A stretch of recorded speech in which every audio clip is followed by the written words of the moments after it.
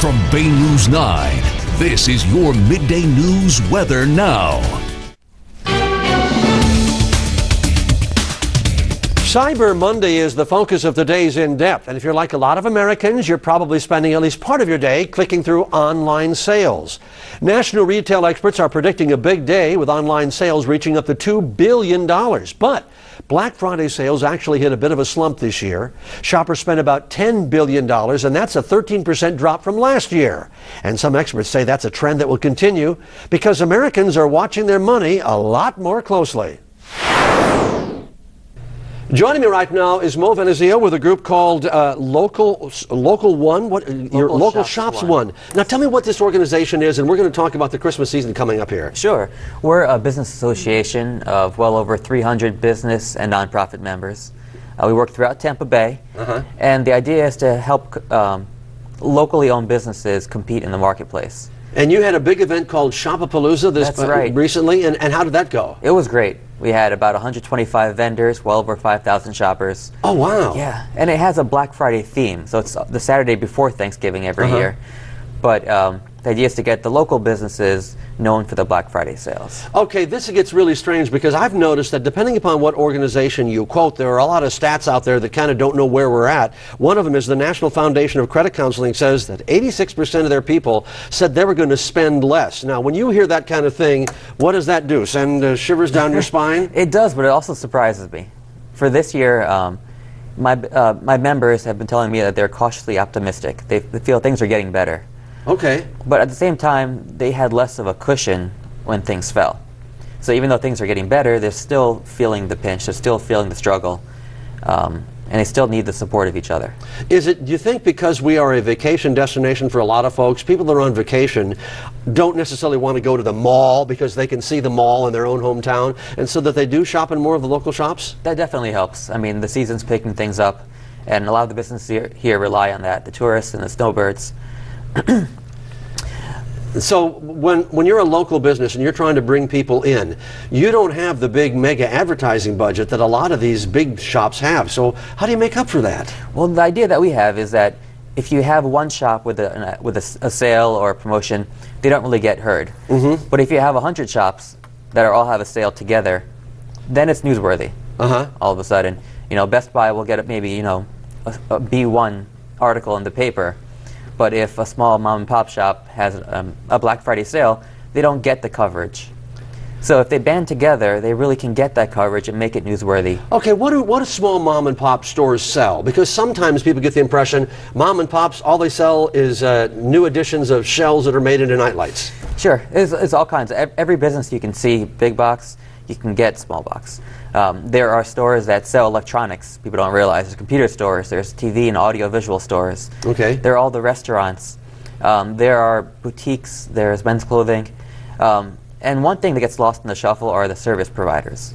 Because there is the auto mechanics. There is the washing machine mechanics. There's the whole gamut. Everything that you could get somewhere else, they still exist. They're just not as well known anymore. It's only been, though, in the last 5 or 6 years, and correct me if I'm wrong, that we've actually seen this, Shop Local Mondays, or whatever weekend that they have, they call that. Sure, the Small Business Saturday? Yeah, it's one of those things. I think there's a movement towards supporting small business. It's been growing, and once the bottom hit, people started to realize how important it was to support your neighbors, to support your neighborhood. And the idea is to keep that moving forward. As things get better, we got to keep that mentality that you really are supporting your neighbors, and you have all the options, and you have the good prices that people don't realize. Now, I'm going to use a phrase here that some people say. There's a big debate about whether Walmarts are good or bad, and we're not here to argue that one way or another. But can the big box stores and local businesses survive together? I believe they do. I believe they can. I think it's much about promotion and about awareness, because people don't really understand that stores do compete. They're competing every day, and some of them compete on price, some of them compete on service, many compete on both.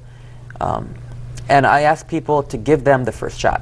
Just go to the local business first, locally owned business, give them a shot. If you don't find what you like there, if you don't find the right price, go somewhere else. Does it bug you that when people are now, they say this will be one of the biggest years as far as internet sales is concerned, that some people will go on the internet and then they'll go to a local store and they'll comparison shop and go, well, I can get that cheaper on the internet. I mean, come on. Right. Yeah, going into a store and getting all the customer service and then going somewhere else to buy it, something feels wrong about that. Yeah, and then if I were to ask you, then what are the 3 or 4 things that shopping local, what are the biggest advantages of that for the community and for the individual as well?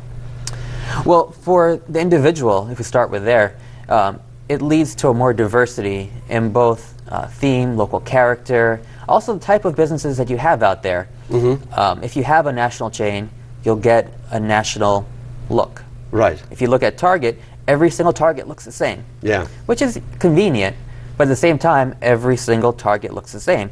And if you have a small business here, if you have a small business in New Jersey, small business in Miami, they all have their own distinctive flair. Right.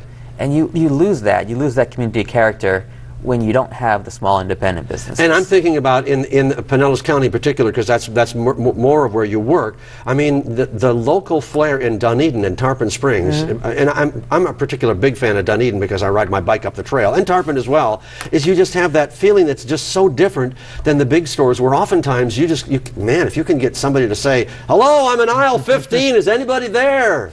It's really about awareness, I think. It's harder for them to get noticed. It's harder for them to get government support. So the more that they can help each other become aware, and the more as consumers can become aware of them, the easier it is for everybody to shop at the local businesses. And lastly, is it worse for local shops? They depend more on the Christmas season than anybody else, or can the locals survive without having a gangbuster Christmas season? Everyone survives on Christmas. If you're a retail location, some businesses are more year-round. Some cater more to locals. Everyone needs a Christmas season. Yeah, and locals need it too. Shop local. That's the message. Pretty simple as that. Mo, thank you for stopping by. Great. And good luck, and hope you have a great Christmas season. Great. Thank you so much. A recent national survey of 1,400 people found a similar trend. 86% of those polled said that they would spend less this holiday season than last year.